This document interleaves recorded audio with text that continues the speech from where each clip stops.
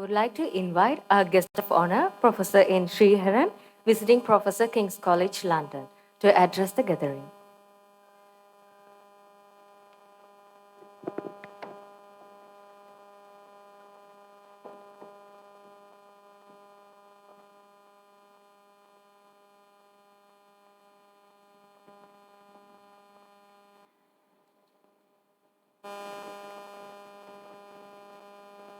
Okay, good morning, everyone.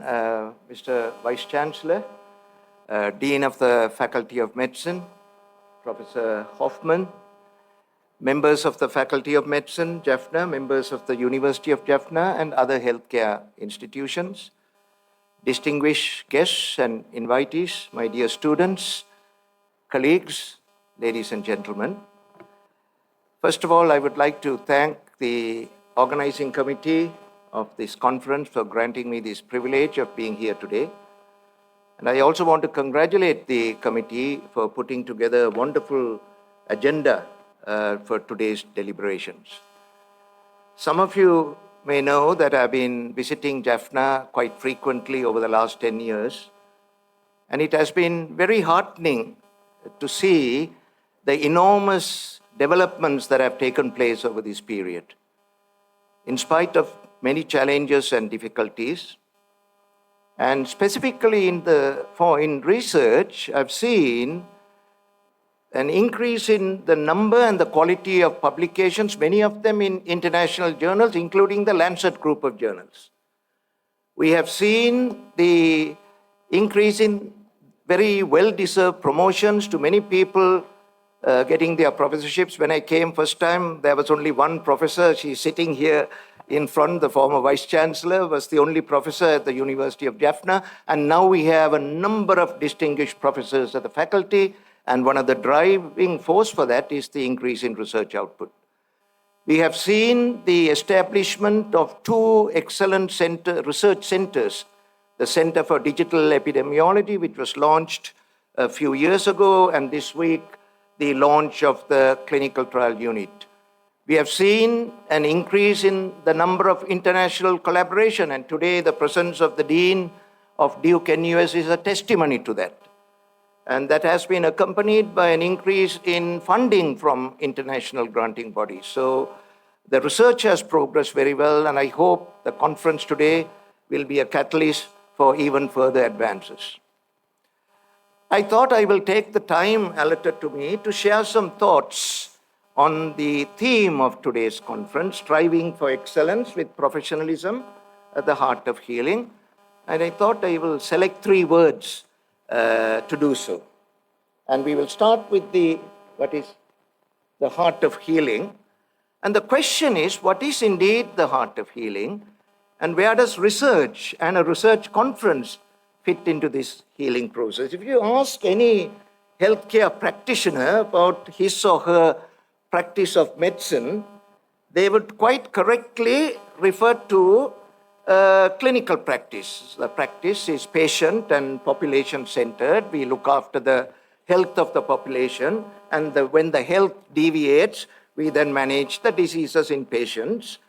Most will also admit that we as healthcare practitioners are lifelong educators. We educate ourselves because of the rapid advances in science and technology, and we educate, or we should educate, those around us, the patients, the carers, and the society at large. But if you ask most healthcare practitioners whether research is part of your practice, there will be a hesitation. And the majority will raise their eyebrows and say, I don't think so, unless you are in a university or in a teaching hospital, or if you are involved in research, very rarely, but not for the common garden practitioners. And I don't agree with that assessment. Research, the answer is in the name, research. As human beings, we are researchers, we are seekers. We search, research, search again, and search again. We search all our lives. We are searching for the meaning of life. We are searching for the purpose of life. We are searching to understand ourselves. And so is the case in the practice of medicine, because the practice of medicine is both a science and an art. It is a science because whatever we do should be evidence-based. But the evidence is never a certainty. And the evidence generally, not always, comes from the study of population of patients. You see, science, when science becomes certain, science ceases to exist. Scientific endeavors and research only occur where there is a gap between what we know and what we don't know. They say knowledge is finite, ignorance is infinite. With apologies for non-Tamil speaking people, there is a great saying, kattadu kaiyalavu kallaladu ulagalavu. What we know can be held in the palm of our hand, but what we don't know is the size of the planet. So we must always search to find out what the truth is in science. But medicine is always an art. For me, medicine is more of an art than a science. What makes a good doctor a great doctor is the art of medicine. What makes a good researcher into a great researcher is the art of medicine. And the art of medicine is the transformation of this evidence, which is derived from the population, to that individual patient sitting in front of you. Every time you intervene, you write a prescription. When you write a prescription to a patient, you're starting on a new experiment, because it is a case of understanding whether that patient will respond to that intervention or not, whether there will be side effects or not. But it is not only what we do, it is how we do. As the Vice Chancellor said, professionalism is key to our practice. Without professionalism, there is no profession. And there has been some difficulties. We must all admit, we have deviated, sometimes as a profession, lost our way. And therefore, the second word that I would like to address is professionalism. What is professionalism? Because I come from the UK, and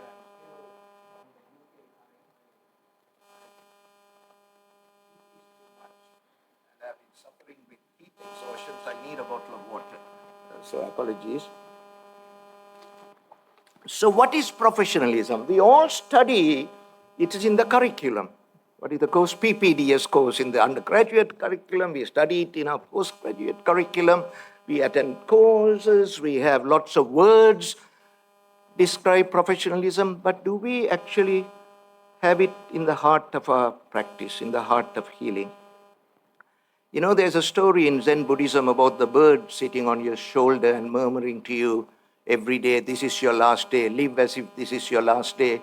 I would say we should have a bird sitting on our shoulders and reminding us, are you being professional? Are you being professional every day?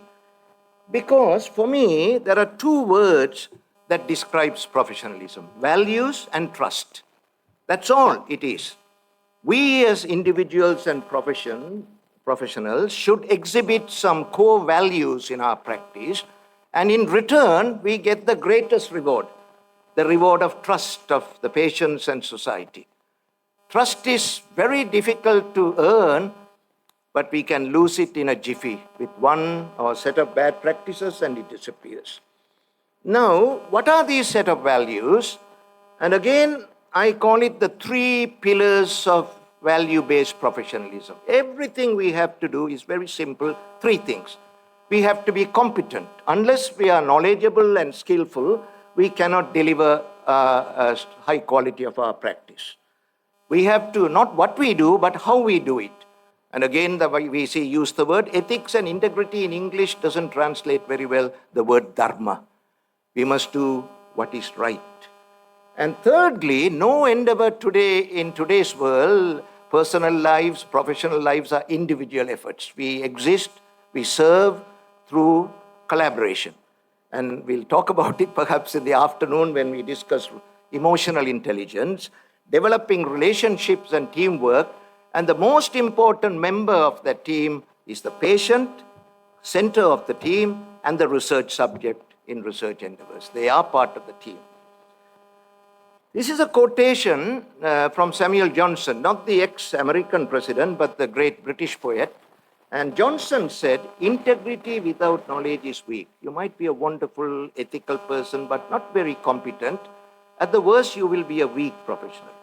But knowledge with integrity is dangerous. Holding titles of professors of medicine, but hubris sets in. I wrote an article recently. Hubris is rampant in the medical professional. The patient see us as gods, helping them, and we then think we are gods, and we become gods in our minds, and hubris sets in. But knowledge with integrity, I like to think, particularly I always tell this to the students, it's very easy. Be competent, be knowledgeable, and do the things the right way, and you will be a great doctor. And the final word I just want to share is excellence. Again, a word that is commonly used, but sometimes, and many times, because of the difficulties, the stresses, the burnouts, people tend to regress to the lowest common denominator, do the just enough to get by. And that will be a shame. We must teach our children and youngsters, and this is a quotation not from an academic or a scientist, from a football coach.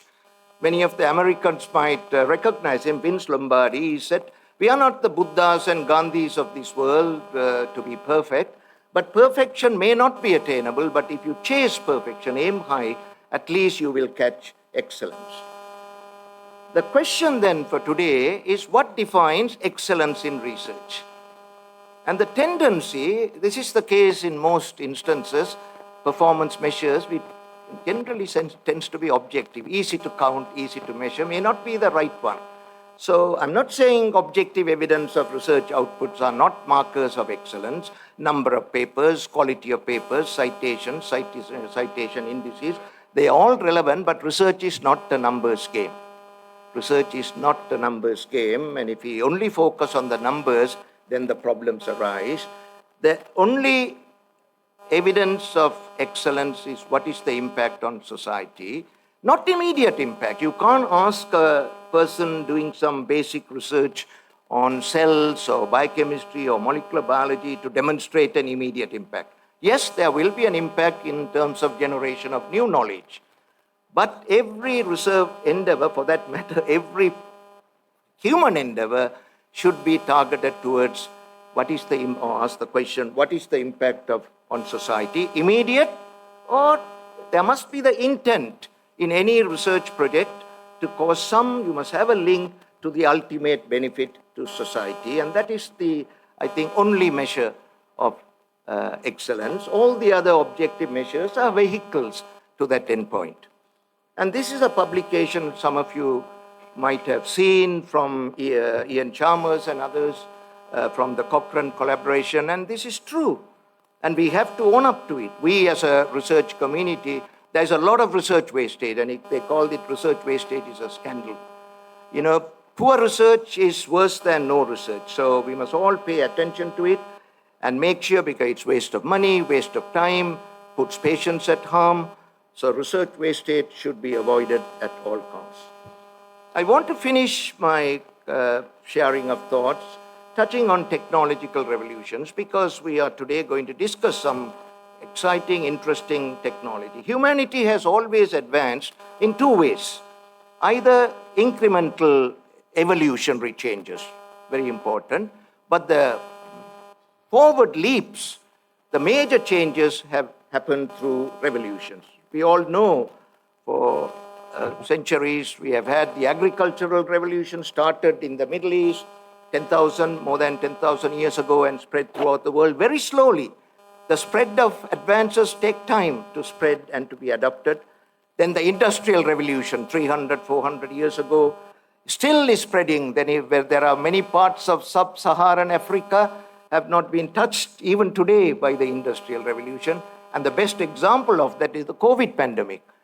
There are no manufacturing plants in Africa to manufacture and deliver COVID, and it's a scandal. We, at least my generation, have been part of the digital revolution. I grew up, I went to medical school, no mobile phone, no computer, no television, thank God. And we were part of that digital revolution. Look at today. In my lifetime, 77 years old, I can't live without it. It's there somewhere. I think Tyagini has got it in my bag, a mobile phone, a computer. Our life doesn't exist. So we haven't touched, and the spread has been rapid, tens of years. But today, for the first time in human history, in the 21st century, we are having two revolutions coming together. A revolution in the physical sciences in terms of digital platforms, big data, artificial intelligence, and a revolution in biological sciences, biotechnology, molecular biology, genomics, proteomics, and they are coming together, they're working together. We are using digital platforms to collect data in biological research and communicate that data to the society. And what happens? Biological research starts following Moore's law. Many of you know what Moore's law is. It's a classical law in digital technology. The rapid advances in digital chip technology, everything gets doubled in 2 years, and productivity very good. No wonder we get iPhones every 2 years and Windows get updated every 2 years. Not in biological sciences, so far. I'll give you an example. I had the privilege in the late 80s, 90s, being part of the thrombolytic trials. We were the sponsors of the ISIS trials. And what the trial showed was thrombolytic therapy, post-myocardial infarction, saves lives. It took 10 to 15 years for that, landmark data to be absorbed into the British healthcare system. Absorbing medical advances in the biological sciences has been slow. That will change now with the use of digital technologies. Just one note of caution as we deliberate technologies today. Any technology has benefit and risk. We know that from pharmaceuticals and drugs, and we manage that well. You write a prescription to a patient only if you think and feel that that benefit to that patient overrides the risk of that medicine. We should apply the same process, benefit to risk, to every technological development, because every technology has enormous benefit, but also the potential for harm. We are seeing some of those in the society today in terms of Facebook and Twitter. You have been at the receiving end of that in the recent weeks. We have been at the receiving end as human society for many, many decades. So any technology, whether it's artificial intelligence, big data, the intention should be to maximize the benefit, but identify the risks to patients, to society, and minimize the risk. And every research program on these technologies should have a risk management minimization plan. And the intention is to, if we don't do that, we need regulations. The development of new medicine have benefited by stringent regulations. Because it's a commercial interest, you need to do that to prevent conflict of interest. The regulatory system has served society well. There are a lot of discussions whether Facebook should be regulated or X should be regulated. But the question is a balance. Regulation stifles innovation. Too much of regulation stifles innovation, particularly in research, biological research or any other research. So how do we get the balance between regulating new technology development and making sure we don't suppress innovation? So with those thoughts, I want to thank you once again for giving me this opportunity and looking forward to the deliberation for the next few hours. Thank you.